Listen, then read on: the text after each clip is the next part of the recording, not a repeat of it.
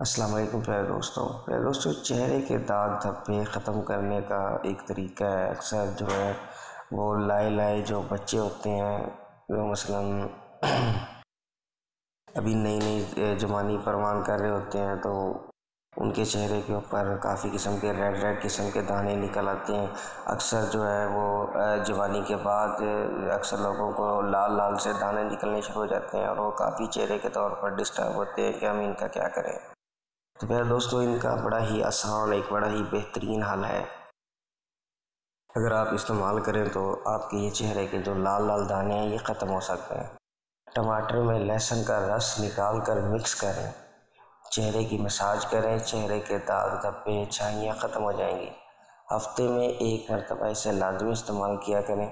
آپ انشاءاللہ اس کے واضح طور پر جو ہے وہ رزلٹ آپ کے سامنے ہوں گے۔ آپ اسے اگر ڈیلی طور پر بھی استعمال کریں تو آپ کے چہرے کی جو رنگت ہے وہ کافی زیادہ نکھر جائے گی، اور آپ ایک الگ ہی لک کے اندر نظر آئیں گے۔ جو مثلاً جوان بچی ہیں تو ان کا جو رنگ گورا کرنے کی خواہش ہوتی ہے، تو یہ رنگ گورا کرنے کے لیے بھی بڑا آسان نسخہ ہے، اور یہ جو آپ کے چہرے کے اوپر لال دانے ہوتے ہیں یہ مکمل طور پر ختم ہو جائیں گے۔